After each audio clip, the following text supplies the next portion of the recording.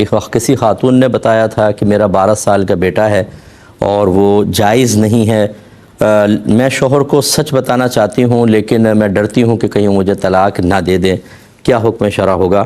تو ہم نے آپ کو سمجھایا تھا، مختصر تو یہی تھا کہ جو سابقہ زندگی میں ہو گیا اور غلط ہوا، آدمی کو اس پہ نادم ہونا چاہیے، شرمندہ ہونا چاہیے، اللہ تعالیٰ کی بارگاہ میں کامل توبہ کرنی چاہیے۔ اور پھر اگر آپ یہ سمجھتے ہیں کہ اس گناہ کو ظاہر کرنا فتنہ فساد کا سبب بنے گا تو اس کو ظاہر نہ کریں، اللہ کی بارگاہ میں توبہ کریں۔ اور خصوصاً اس قسم کے مسائل میں کہ جب عورت نے شوہر کی موجودگی میں کسی خیانت کا ارتکاب کیا ہو تو اسے اور زیادہ شرمندہ ہونا چاہیے اور اب کوشش کرنی چاہیے، کیونکہ ہوگا اگر اللہ نے چاہا، اللہ تعالیٰ سب کو معاف فرمائے، لیکن یہ ہو سکتا ہے کہ میدان محشر میں آپ کے شوہر کو اور جس شخص کے ساتھ آپ کا یہ معاملہ ہوا اسے کھڑا کیا جائے اور وہ اس خیانت کا بدلہ پائیں، اور اس میں پھر رسوائی کا معاملات ہیں۔ تو اللہ تعالیٰ سے پردے کی درخواست کریں کہ اللہ دنیا میں پردہ رکھا، آخرت میں بھی، لیکن بتانا نہیں چاہیے۔ جب اللہ نے پردہ رکھا تو پردہ رکھیں۔ ہاں، اپنے شوہر کے لیے ایصال ثواب کثرت سے کریں، جو بھی نیکی کریں آپ دعا کریں اللہ تعالیٰ اس کا ثواب میرے شوہر کو بھی پہنچ جائے، ان کے لیے کوئی ثواب جاریہ کریں، ان کے لیے دعائے بخشش و مغفرت کریں، تاکہ بہت سارے احسانات آپ کے اس شکل میں ان کے پاس جمع ہو جائیں اور میدان محشر میں اللہ تبارک و تعالیٰ انہیں آپ سے راضی فرمائے۔ اسی طرح ہماری وہ بچیاں اگر سماعت فرما رہی ہیں جو بعض اوقات کالج لائف میں، اسکول لائف میں، یونیورسٹی لائف میں اس طرح کے غلط کام کر بیٹھتی ہیں، اور پھر یہ ایک ضمیر پر بوجھ ہوتا ہے اور شیطان یہ مشورہ دیتا ہے کہ کسی طرح اپنے شوہر سے شیئر کر کے معاف کروا لو تاکہ یہ بوجھ اترے۔ پھر وہ بوجھ اترتا نہیں ہے بلکہ اور چڑھ جاتا ہے۔ ایک سسٹر نے مجھے بتایا کہ ان کے شوہر نے ان سے کہا کہ چلو اگر تمہارے کچھ افیئرز تھے تو میں واضح میں تم بتاؤ، جو میرے تھے میں بتاؤں۔ پہلے کہا چلو میں بتا دیتا ہوں، ایک دو بتا دی، اس لڑکی کو ہمت پیدا ہوئی، اس نے بھی کچھ چیزیں ذکر کر دیں، شوہر غصے میں آ گیا اور اس کو طلاق دے دی۔ تو پھر اس قسم کے مسائل ہوتے ہیں۔ آپ کی ایک نارمل لائف گزر رہی ہے، اللہ کا شکر ادا کریں، چاہے مرد کتنے ہی وسیع ذہن کا اپنے آپ کو ظاہر کرے، لیکن مرد مرد ہوتا ہے، عورت عورت ہوتی ہے، اور مردوں کی غیرت میں نے اس معاملے میں بہت زیادہ دیکھی ہے۔ ایک دفعہ ذہن میں خیال آ جائے کہ میری زوجہ نے چیٹنگ کی ہے، اس کے بعد وہ نارمل لائف نہیں گزار سکتا، اس کے جذبات میں، اس کی فیلنگز کے اندر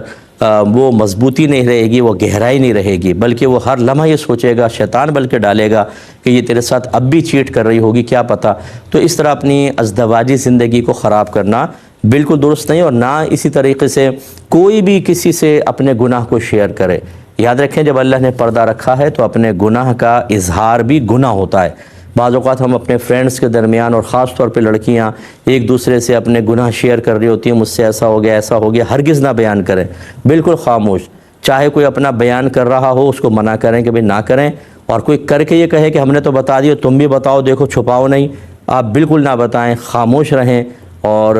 اللہ تعالیٰ نے پردہ رکھا تو پردہ رکھیں، ورنہ بتانا بھی گناہ ہے۔ اور ہم نے دیکھا ہے کہ بعد میں بہت سارے لوگ بلیک میلنگ بھی کرتے ہیں۔ ایک بھائی نے پوچھا کہ عورت خوشبو کیسی لگائے اور مرد کی خوشبو کیسی ہونی چاہیے؟ دیکھیں بحکم حدیث تو ایسی یہی ہے کہ مرد ایسی خوشبو لگائے جو پھیلے، وہ لگا سکتا ہے، اور عورت ایسی خوشبو لگائے جس کا رنگ تو ظاہر ہو لیکن خوشبو بہت زیادہ نہ پھیلے۔ کوئی بھی ایسی خوشبو جو اس زمانے کے اندر ہوگی، یقینی سی بات ہے زمانے کے اعتبار سے خوشبوئیں مختلف ہوتی ہیں۔ بعض لوگ اس قسم کے جواب سن کے مذاق اڑانا شروع کر دیتے ہیں، یعنی انہیں اور کوئی دلچسپی نہیں ہوتی، حدیثوں کا مذاق اڑاتے وہ شخصیت کا مذاق ہے، اس کی بات کا مذاق، لیکن یہ سوچتے کہ تو حدیث کے الفاظ تھے، تم ان کا نہیں اللہ کے نبی کا مذاق اڑا رہے ہو۔ اور میدان محشر میں یہ اتنے ذلیل و رسوا ہونے والے ہیں جس کو کوئی انتہا نہیں، ہر چیز کا ایک مذاق بنا لیں گے۔ کوئی بھی شرعی مسئلہ بیان کر رہا ہوگا، اس میں بیچ میں کسی کا یس، ہاں نو، ہاں اور بولو، ہاں یہ، اور ہنسی کا دکھا دیں گے، وہ ایک لطیفہ بنا دیتے ہیں، اور اس طریقے سے ایک مذہبی بات اس قدر لوگوں کے مابین مذاق کا نشانہ بن جاتی ہے۔ اور ہمارے ینگسٹرز تو آپ کو پتہ ہے ان کو نہ ABC آتی ہے دین کی، نہ کچھ، نہ دین سیکھا ہوتا ہے، وہ اس سے حفظ نفس حاصل کر رہے ہوتے ہیں، اور اچھے خاصے دینی مسائل جو علماء نے لکھے ہیں اور ان کے پیچھے لاجک ہے، اس کے پیچھے شرعی دلائل ہیں، لیکن یہ بعض ایسا ٹولہ ہے کہ جو بیچارے اپنی کمقلی میں انہیں مذاق میں کر کے اس طرح بنا دیتے ہیں کہ لوگ اپنی آخرت کو برباد کر رہے ہوتے ہیں۔ تو عورت ایسی خوشبو لگائے جو بہت زیادہ نہ پھیلے، بالکل ہلکی پھلکی خوشبو کیسی بھی لگائے گی لازم بات ہے دوسرے تک تو پہنچتی کتنی بھی ہلکی لگا لیں آپ، مراد یہ کہ بہت زیادہ نہ پھیلے، ایسی خوشبو لگائیں۔ اور اس میں بھی ایک تفصیل یہ ہوتی ہے بعض بھائی مطلقاً منع کر دیتے ہیں، عورت خوشبو لگا سکتی ہے، بعض اوقات اس طرح کی گیدرنگ ہوتی ہے، اس طرح کا ماحول ہوتا ہے کہ آپ اپنے گھر سے خوشبو لگائی، نیچے گاڑی کے اندر، گھر میں گاڑی کھڑی ہے، گاڑی میں بیٹھے، گاڑی سے سیدھے اس محفل تک پہنچے اور عورتوں کے سیکشن میں چلے گئیں عورت، اب عورت ہی ہے وہاں مرد ہے ہی نہیں، تو وہ خوشبو چاہے تھوڑی سی پھیلنے والی بھی لگا لے کہ گھر میں محرم تھے، پھر گاڑی میں بیٹھی، غیر مرد تک خوشبو نہیں پہنچی اور وہاں پہ ساری عورتیں ہیں، تو اس میں کوئی مسئلہ نہیں ہے۔ اصل یہ ہے کہ عورت خوشبو لگا کر اس طرح نکلے کہ وہ خوشبو پھیلے اور غیر مردوں تک پہنچے اور وہ عورت کی طرف متوجہ ہوں۔ ایسی خوشبو نہیں لگانی چاہیے، اس کو حدیث میں زانیہ کہا گیا ہے کہ ایسی عورت زانیہ ہے، لیکن زانیہ سے مراد معاذ اللہ ثم معاذ اللہ وہ زنا نہیں۔ بعض اوقات نبی کریم صلی اللہ علیہ وسلم کسی فعل کی قباحت کو بیان کرنے کے لیے اس طرح کے الفاظ استعمال کرتے ہیں، وہ حقیقتاً کوئی زانیہ نہیں ہے، لیکن وہ مراد یہ ہے کہ مشابہت زانیہ عورتوں کسی کی وہ خوشبو لگا کر غیر مردوں کو مائل کرتی تھیں۔ اب یہاں اگرچہ عورت کا میلان کا ارادہ نہیں ہے لیکن پھیلنے والی خوشبو لگائی، اس لیے اس میں احتیاط کریں۔ یہ بہن نے فرمایا کہ یہاں جب ہمارے وفات ہوتی ہے تو بیوہ کو فوراً سفید نئے کپڑے، سفید جوتیاں وغیرہ پہنائی جاتی ہیں، کیا حکم شرع ہے؟ دیکھیں شریعت ان چیزوں کا کوئی تلقین نہیں کرتی ہے، بلکہ زینت اختیار کرنا عورت کے لیے ہر طرح منع ہوتا ہے۔ وائٹ کپڑا بھی اگر بہت زیادہ شوخی والا ہو، ریشم والا ہو، تو اس میں بھی ایک زینت کا معاملہ ہو سکتا ہے۔ عورت کو تو چاہیے کہ جیسے شوہر فوت ہو وہ عدت اور سوگ دونوں منائے۔ عدت کا مطلب تو ہے نکاح سے رک جانا، اور سوگ کا مطلب ہوتا ہے اظہار غم۔ 4 ماہ 10 دن تک وہ نہ کوئی میک اپ کرے گی، نہ کوئی مطلب زیور وغیرہ پہنے گی، نہ وہ تیل وغیرہ سر میں لگائے گی۔ ہاں اگر کسی عورت کی پہلے سے عادت چلی آ رہی ہے کہ وہ تیل لگاتی ہیں اور اگر نہ لگائیں تو سر میں بہت ہی کھجلی وغیرہ ہو جائے گی، خشکی بہت زیادہ ہو جائے گی، تو بقدر ضرورت تیل لگائیں، وہ بھی سر ڈھک کے رکھیں کہ دور سے زینت محسوس نہ ہو، اور میک اپ وغیرہ استعمال نہ کریں۔ باقی یہ نت نئی خرافات، خصوصاً چونکہ عدت اور سوگ کا تعلق ہمارے مذہب کے ساتھ ہے، مذہب نے اس کی تعلیمات دی ہیں باقاعدہ، ان میں اگر کوئی اضافہ کریں گے تو آہستہ آہستہ وہ ایک مذہبی رسم سی بن جاتی ہے، اور حقیقی رسم تو ہوتی نہیں، تو پھر یہ بدعت بنتی ہے۔ جیسے بہت سے خاندانوں میں ہے کہ جب عورت کی عدت ختم ہوگی تو وہ اپنے بھائی کے گھر جائے گی، پھر بھائی اس کو زیور بنا کے دے گا، 4 سونے کی چوڑیاں یا 4 چاندی کی چوڑیاں، نیا سوٹ، پھر یہ اپنے گھر واپس آئیں گی۔ یعنی عدت کے بعد یہ گھر سے باہر قدم نکلوانا ہے اور بھائی کے اوپر ایک عذاب نازل کرنا ہے، حالانکہ ایسی کوئی شریعت نے تلقین نہیں کی ہے، زبردستی ہے۔ اس قسم کی میں پہلے اپنے گھر کے سرپرستوں سے گزارش کرتا ہوں، اس قسم کی بدعتوں کو ختم کریں جو مذہب اسلام کی روح کو تباہ کرنے والی ہیں۔ نئی نئی چیزیں کر کے اپنے بچوں کے سامنے پیش کر دیں کہ بیٹا یہ ہمیں کرنا ہے، اصل دین کہاں ہے وہ بچوں کو پتہ ہی نہیں ہے۔ بالکل غلط دین، اپنے پاس سے ایجاد کردہ چیزیں اپنے گھر میں رائج کرنا، یہ گھر کے سرپرست کی ذمہ داری ہے۔ یا ایھا الذین آمنوا قوا انفسکم واہلکم نارا وقودھا الناس والحجارہ، اے ایمان والو اپنے آپ کو، اپنے گھر والوں کو جہنم کی اس آگ سے بچاؤ جس کا ایندھن آدمی اور پتھر ہے۔ اس قسم کی ہر خرافات کو ختم کریں، چاہے پورا خاندان ناراض ہو جائے، بولے ہو جاؤ ناراض، ہم یہ خرافات نہیں کریں گے، ہمارا مذہب جو نہیں کہتا ہم وہ نہیں کریں گے۔ اس قسم کی چیزیں کر کے، اب بھائی بیچارہ غریب آدمی ہے، 4 سونے کی چوڑیاں بناؤ، وہ نہیں ہے تو چاندی کی چوڑیاں بناؤ، ایک جوڑا بناؤ، نہیں کرو گے تو ہم ناراض ہو جائیں گے، یہ کیا چیز ہے؟ تو ان چیزوں سے بالکل بچیں۔ تو یہ سفید جوتی ووتی کرنے کی کوئی حاجت نہیں ہے، بالکل غلط ہے۔ بہرحال اگر کوئی نہ مانے، آپ جھگڑا نہ کریں، خود علیحدہ رہیں اور اپنے گھر میں ان چیزوں کو رائج نہ کریں۔ دیکھیں زرعی زمین پر کوئی زکوٰۃ نہیں ہوتی، اس کی پیداوار پر زکوٰۃ ہوتی ہے۔ اگر تو وہ زمین قدرتی وسائل سے سیراب ہوتی ہے، یعنی آپ کو پانی خریدنا نہیں پڑتا، نہروں کا پانی، جو گورنمنٹ کا نہیں کہہ رہا ہوں، ویسی نہروں کا اور بارش کے پانی سے سیراب ہوتی ہے، تو عشر اس پہ لازم ہوتا ہے، پیداوار پہ 10واں حصہ۔ اور اگر آپ باقاعدہ ٹیکس دیتے ہیں یا ٹیوب ویل وغیرہ چلاتے ہیں یا نہر سے جو پانی آتا ہے اس کی آپ باقاعدہ پیمنٹ دیتے ہیں، تو نصف عشر 20واں حصہ پھر وہ زکوٰۃ پیداوار کے اوپر نکلتی ہے۔ لیکن زرعی زمین مال تجارت نہیں ہے، اس وجہ سے یہ مال زکوٰۃ بھی نہیں ہوتی ہے۔ یہ کہتی ہیں کوئی حدیث ہے کہ جس کا آج گزرے ہوئے کل سے بہتر نہ ہو تو وہ برباد ہو گیا۔ ایسی کوئی روایت تو میرے ذہن میں نہیں ہے، لیکن بہرحال اگر اس قسم کے مضمون کی ہو تو مراد یہ ہے کہ ہر دن انسان کو اپنا احتساب کر کے سابقہ دن میں ہونے والی غلطیوں پہ نگاہ رکھنی چاہیے اور اگلا دن اس سے بہتر ہونا چاہیے۔ اسی لیے اکابری نے فرمایا کہ روزانہ رات کو اپنا احتساب کریں کہ میں نے آج کیا کھویا کیا پایا۔ جتنے نیک اعمال آپ نے کیے ان کو ذہن میں لائیں، جتنے گناہ اور فضولیات ہوئے، بیکار کام ہوئے ان کو ذہن میں لائیں، بیکار کاموں فضول کے اوپر اللہ کی بارگاہ میں توبہ کریں اور آئندہ ارادہ کریں کہ نیکسٹ ڈے میرا اس کا ریشو چینج ہوگا، نیک عمل زیادہ ہوں گے، گناہ کم ہوں گے۔ اگر یہ عادت نہیں بنائیں گے تو لازم بات ہے کہ تباہی ہے۔ اگر آدمی احتساب ہی نہیں کر رہا، آج 10 گناہ کیے ہیں، اگلے دن 50 گناہ کرے گا، اس سے اگلے دن 100 گناہ، اور پھر فرشتہ آ جائے گا، آئیے صاحب آپ کی جان واپس۔ سیٹھ جی کو فکر تھی 1 کے 10 کیجئے، موت آپ پہنچی کہ صاحب جان واپس کیجئے۔ اس لیے مضمون کے اعتبار سے یہ چیز بالکل ٹھیک ہے۔ ایک مختصر فرمایا کہ میری نگاہوں کے سامنے کوئی فیملی تھی، ان کے پیرنٹس نے اپنے اولاد کے ساتھ بہت ناروا سلوک رکھا، مظالم کیے، حتیٰ کہ ان کی شادی بھی نہیں کیا، وہ پیرنٹس فوت ہو گئے۔ اب اگر اولاد ان کی غیبت کرتی ہے، برائی کرتی ہے، تو کیا حکم شرع ہوگا؟ دیکھیں، پہلی بات تو یہ کہ مردے کی غیبت کرنا بھی ایسے ہی ہے جیسے زندہ کی غیبت کرنا، اور نبی کریم صلی اللہ علیہ وسلم نے خاص طور پہ مردوں کے بارے میں فرمایا کہ ان کی اچھائیاں بیان کرو، ان کی برائی بیان نہ کرو۔ حضرت عمر فاروق رضی اللہ تعالیٰ عنہ کہا کرتے تھے کہ مردے کی برائی بیان نہ کرو، اس سے زندوں کو اذیت ہوتی ہے۔ تو لہٰذا جو ہو گیا سو ہو گیا، ان کو اب غیبت کر کے اپنا نام اعمال سیاہ کرنے کا کوئی فائدہ نہیں ہے۔ دوسری بات یہ ہے کہ ماں باپ مجھ سے ناراض نہ ہوں، پہلے تو میں اولاد کو تلقین کر دیتا ہوں، یاد رکھیں کہ وہ آپ کے ماں باپ ہیں، آپ نے ان کو ماں باپ کی حیثیت سے اللہ تعالیٰ کے ایک تحفے کے طور پہ قبول کیا ہے۔ وہ آپ کے کوئی بزنس پارٹنر نہیں ہیں،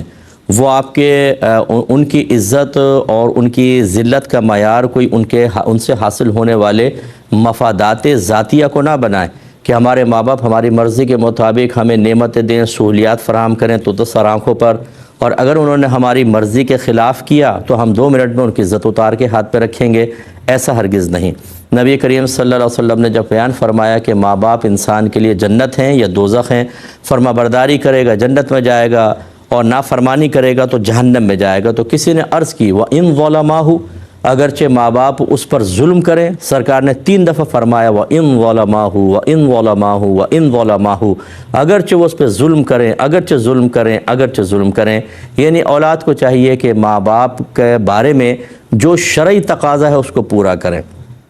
یہاں تک تو اولاد کے لیے تلقین ہوئی۔ اب میں انتہائی دائرہ ادب میں رہ کر ماں باپ سے گزارش کرتا ہوں کہ اگر آپ نے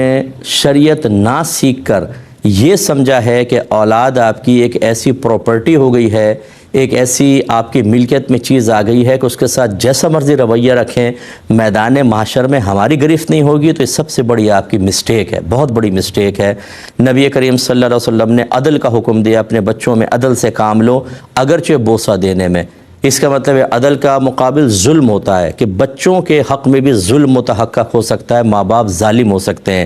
حضرت نعمان بن بشیر کہتے ہیں کہ میرے والد مجھے سرکار کے پاس لائے اور عرض کی کہ میں اس کو غلام دینا چاہتا ہوں۔ سرکار نے فرمایا کہ اپنے تمام بچوں کو غلام دو گے؟ عرض کی جی نہیں۔ تو فرمایا پھر ظلم پر مجھے گواہ مت بناؤ۔ اس کا مطلب یہ ہوا کہ ماں باپ بھی اپنے اولاد کے ساتھ جو رویہ اختیار کرتے ہیں، اس پر انہیں میدان محشر میں اللہ تعالیٰ کی بارگاہ میں جواب دہ ہونا ہے۔ اولاد کو میں نے پہلے کہہ دیا کہ آپ احتساب نہیں کر سکتے، آپ کے لیے حکم ہے فَلَا تَقُلْ لَهُمَا أُفٍّ وَلَا تَنْهَرْهُمَا وَقُلْ لَهُمَا قَوْلًا كَرِيمًا۔ اپنے ماں باپ کے سامنے اف بھی مت کہو، ان کو ڈانٹو مت اور ان سے نرمی سے گفتگو کرو۔ لیکن میں ماں باپ سے گزارش کرتا ہوں، آپ کے پاس وہ کون سی آیت اور کون سی حدیثیں ہیں کہ اپنی اولاد کو جانوروں کی طرح ماریں، چھوٹی سی غلطی کے اوپر ان کے ٹانگیں توڑ دیں، سب کے سامنے، بڑے بچوں کے چھوٹے بچوں کے سامنے ذلیل کریں، بے عزت کریں، مہمانوں کے سامنے کریں، جس کو چاہیں قریب کر لیں، جس کو چاہیں دور کر دیں، اپنے ذاتی مفادات کے لیے کسی سے سالوں سال ناراض رہیں، ان کو بد دعائیں دیں، پھٹکاریں کریں، تو آپ کی کوئی گرفت نہیں ہوگی آخرت میں؟ کیا دلیل ہے آپ کے پاس؟ چلیں پیش کریں۔ جو ماں باپ اپنے اولاد کے ساتھ ناانصافیاں کریں گے، ظلم کریں گے، پھر دہرا دیتا ہوں، اولاد کو حق نہیں کہ ان کا ہاتھ پکڑیں، لیکن اللہ تبارک و تعالیٰ بروز قیامت سے ماں باپ کو کھڑا کر کے حساب کتاب دلوائے گا۔ اس لیے اپنے اولاد کے لیے علم دین سیکھیں، اپنی اولاد کی شادیوں کے سلسلے میں ان کے ساتھ رویے اختیار کرنے کے، ان کے اندر محبت تقسیم کرنے کے اعتبار سے ان سے اگر آپ دوری اختیار کر رہے ہیں، اس میں شرعی تقاضے پورے کریں، ورنہ بہت سارے ماں باپ اپنے اولاد کی وجہ سے بھی میدان محشر میں پکڑے جا سکتے ہیں۔ لہذا کوئی اگر ایسے ماں باپ ہمیں سن رہے ہیں جو یہ سمجھتے ہیں کہ اولاد کے سامنے چھوٹی سی غلطی پہ مارو پیٹو، بے عزت کر دو، ذلیل کر دو، تحفے روک لو، ان کو قطع تعلق کر لو، ہماری تو کوئی گرفت نہیں ہوگی کیونکہ ہم ماں باپ ہیں۔ تو پھر ذرا دلیل اس پر جمع کر لیں تاکہ میدان محشر میں آپ یہ پیش کر سکیں کہ یہ دلائل تھے جس کی روشنی میں ہم نے اپنے اولاد کے ساتھ یہ ذہن بنا لیا تھا کہ ہم کتنی بھی ناانصافی کریں، کیسے بھی غلط رویہ اختیار کریں، ہماری تو کم از کم کوئی گرفت نہیں ہوگی۔ تو انشاءاللہ ساری زندگی آپ کو ملے گا نہیں، یہ ضرور ملے گا جہاں جہاں ظلم کرنے کی ممانعت ہے اس میں سب شامل ہوتے ہیں، چاہے وہ اولاد ہو، بیوی ہو، شوہر ہو، بچے ہوں، دوست ہوں، سب کو عدل و انصاف کا حکم ہے، سب کو برائیوں سے رکنے کا حکم ہے۔ ایسے ماں باپ جو اپنی اولاد کے ساتھ اتنا نام، اور یہ تو آپ بیٹا یہ کہہ رہی ہیں، میں جانتا ہوں نا جو لوگ اپنے اپنے دکھ ہمیں بیان کرتے ہیں، میرا موبائل بھرا پڑا ہے ایسے دکھوں کے ساتھ کہ ماں باپ ہیں لیکن اولاد کے ساتھ اتنا غیر مناسب رویہ، جیسے دشمن بھی کوئی اپنے اولاد کے ساتھ رویہ نہیں رکھتا۔ اور یہ آخری بات اس میں بس یس کروں گا، ایسا کیوں ہوا، اس پر آپ کیوں نہیں غور کرتے؟ اس لیے ہوا کہ ان کے ماں باپ نے ان کی تربیت نہیں کی تھی، انہوں نے دین نہیں سیکھا تھا، انہوں نے اپنا احتساب نہیں کیا تھا، انہیں میدان محشر میں احتساب کا صحیح شعور حاصل نہیں تھا۔ تو جتنے مجھے اس وقت دیکھ رہے ہیں، خدا را اپنے اندر یہ شعور بیدار کریں، علم دین سیکھیں۔ جو ان میرڈ اپنے ماں باپ کی شکایتیں کر رہے ہیں، اگر آپ نے دین نہیں سیکھا تو صرف کردار بدلے گا، عمل وہی رہے گا۔ آپ بھی اگر جاہل رہے تو آپ اپنی اولاد کے ساتھ ایسا نہیں تو دوسری جہت سے آپ ظلم کر رہے ہوں گے۔ کیوں نہیں ختم کرتے اپنے خاندان سے ان چیزوں کو جس کی بنا پر آپ نے دیکھا کہ پوری زندگی ظلم کی چکی میں بچے پستے رہے؟ تو آپ کوشش کیجئے، علم دین سیکھیں، اپنے گھر میں شریعت کو رائج کریں اور اپنے اس شریعت کی روشنی میں اپنے رویوں کو، اپنے اخلاق، اپنے کردار کو سنواریں، ڈھالیں۔ انشاءاللہ پھر اگلی نسلیں جو ہیں وہ اچھے اثرات قبول کریں گی۔ اوپر والوں کی تو شکایت کرتے رہیں، اپنا احتساب نہ کریں، یہ خود پتہ ہی نہ ہو کہ ہم خود بھی نادانستہ طور پہ 50 چیزوں میں ظلم کے مرتکب ہو رہے ہیں اور بڑوں کی غیبتیں کرتے رہیں، تو ایسا تو بیچارہ نادان آدمی ہی کہلایا جا سکتا ہے۔ یہ کہتے ہیں کہ سنا ہے کہ جس درود میں آل رسول پر درود نہ ہو وہ رد ہو جاتا ہے۔ رد کا تو یہ بھی بعض روایات میں ہوگا، لیکن مراد یہی ہے کہ ثواب میں کمی ہو جاتی ہے اور یہ ناقص اور نامکمل ہوتا ہے۔ نبی کریم صلی اللہ علیہ وسلم کے ساتھ آپ کی آل پر اور آپ کے اصحاب پر بھی بلکہ درود پاک بھیجنا چاہیے، کم از کم آل پر تو ہونا چاہیے، اور یہ کامل درود پاک کہلاتا ہے اور یہ کرنا چاہیے۔ اور لیکن ایسا نہیں ہے کہ اگر آپ نے آل پر درود نہیں بھیجا تو وہ قبول ہی نہ ہو، کیونکہ ہم حدیثوں کی کتابوں میں دیکھتے ہیں، بہت جگہ پڑھا ہے، صلی اللہ علیہ وسلم بزرگان دین لکھتے ہیں تو صلی اللہ علیہ وآلہ وسلم بہت ہی کم لکھا ہوتا ہے، صلی اللہ علیہ وسلم لکھا ہوتا ہے، حالانکہ یہاں پر آل پہ درود پاک نہیں، اور بڑے بڑے اکابرین نے لکھا ہے۔ تو لہٰذا دونوں جانب میں ایک اعتدال قائم کر کے مسئلے کو بیان کرنا چاہیے۔ یہ کہتے ہیں کہ جب کوئی مرتا ہے تو گھر والے 40ویں تک 1-2 لاکھ کے نیچے آ جاتے ہیں، سویم کریں، 10واں کریں، 20واں، پھر 40واں، غریب کہاں سے اتنا پیسہ لے کر آئے؟ کیا یہ شریعت کے مطابق ہے؟ دیکھیں، ہمارے اکابرین نے احادیث سے ثابت شدہ ایصال ثواب کا تصور لوگوں تک پیش کیا۔ انہوں نے تو نہیں کہا تھا کہ تم ظلم کی صورت قائم کرو، انہوں نے ایک چیز کا تصور دیا جو قرآن و حدیث سے ثابت شدہ تھا، اس کی لیمیٹیشن، کنڈیشنز بھی بیان کر دیں کہ آپ اگر چاہیں تو تیسرے دن ٹھیک ہے ایصال ثواب کا اہتمام کر لیں، تیسرے دن ضروری نہیں تھا، کسی بھی دن کر لیں آپ۔ وہ لوگوں میں معروف ہو گیا کہ چلو تیسرے دن سارے جمع ہو جائیں گے، اجتماعی طور پہ ہو جائے گا، پھر 10ویں دن، پھر 20واں، پھر 40ویں، پھر برسی 1 سال کے بعد۔ یہ لوگوں نے تخصیصات کر لی ہوتی ہیں، اگر اس کو لازم و ضروری نہ سمجھے تو میں پچھلے پروگرامز میں بتا چکا ہوں یہ منع نہیں ہے۔ جیسے ہمارے اداروں کے اندر ختم بخاری کے لیے ٹائم مخصوص، 1 سال کب ختم ہوگا، دوسرا کب شروع ہوگا، کون سی کتاب کتنے مہینے تک پڑھائی جائے گی، مساجد کے اندر جماعت کے اوقات مخصوص کیے ہیں، ہم نے کیے ہیں، کوئی قرآن یا حدیث نے یا نبی کریم صحابہ کرام نے نہیں کیے۔ جب یہ تخصیصات جائز تو یہ بھی جائز۔ لیکن معاملہ کیا ہوا کہ عوام الناس جب چیز کو لے لیتی ہے، چیز لے لیتی ہے، لیکن جو اس کی کنڈیشنز ہوتی ہیں، جو اس میں لیمیٹیشنز، قیودات بیان ہوتی ہیں، انہیں بھول جاتی ہیں۔ اب جی تیجا کرنا لازم ہے، اور پھر وہ ایک آدھ دیگ بھی نہیں ہوگی، چاچا مرے تو 10 دیگیں پکی تھی، میرے ابا مریں گے 20 دیگیں پکیں گی۔ اگر آپ تیجا 40واں نہیں کریں گے تو آپ کو برا بھلا کہا جائے گا، ناراض ہو جائیں گے، آپ کے عقیدے کے اوپر شبہ کرنا شروع کر دیا جائے گا۔ یہ خرافاتیں ہمارے ہاں شامل ہو گئی ہیں۔ ایصال ثواب فقط مستحب عمل ہے، تیجا 40واں 10واں 20واں برسی کرنا چاہیں کریں، نہیں کرنا چاہیں کوئی گناہ نہیں، لیکن کوئی کر رہا ہو اور اس کو لازم ضروری سمجھ کر نہ کر رہا ہو، اس کو منع کرنا یہ بھی ایک زیادتی ہے۔ ٹھیک ہے وہ کر رہے ہیں ایصال ثواب کرنے دیں، لیکن جیسے کہ آپ نے ارشاد فرمایا کہ ایک آدمی غریب آدمی 1-2 لاکھ کے نیچے آ جاتا ہے، مراد کیا ہے؟ قرضہ لے کے کرنا، کیا نہیں کریں گے لوگ کیا کہیں گے۔ یاد رکھیں جب آپ لوگوں کو دکھانے کے لیے ایسا کریں گے تو ثواب بھی نہیں ملے گا آپ کو، بالکل یہ تو ریا کے اندر آئے گا، بلکہ آخرت میں اس پر عذاب ہوگا کہ تم نے اللہ کے لیے تو نہیں کھانا کھلایا تھا، تم نے تو لوگوں کے طعنوں سے بچنے کے لیے کھلایا تھا۔ تو اس لیے اپنے گھروں کے اندر صحیح تعلیم شرع کو رائج کرنے کی ضرورت ہے۔ ایصال ثواب منع نہیں ہے، لیکن کوئی فرض واجب نہیں ہے، اپنے اوپر بہت زیادہ بوجھ لے کے کرنے کی حاجت نہیں ہے۔ چند لوگوں کو کھانا بلا کے کھلانا چاہیں تو، ورنہ گھر میں پکائیں، محلے میں تقسیم کر دیں، نیت یہ کریں کہ میں اللہ کے لیے میں نے پکایا، ثواب اللہ دے گا، قرب مجھے اللہ کا چاہیے، بس جو اس کا ثواب ملے گا میں اس کا ثواب فلاں کو بھی ایصال کر رہا ہوں، کافی ہے۔ باقی جو خرافاتیں ہم نے بنا لی ہیں بعض اوقات اور ان کو فرض واجب کا سا درجہ دے دیا ہے،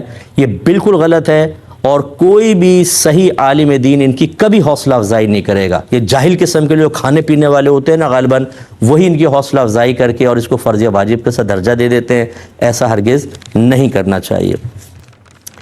ایک سوال ہم سے کیا گیا تھا کہ میں آرٹیفیشل جیولری سیل کرتا ہوں تو کیا اس پر بھی زکوٰۃ ہوگی؟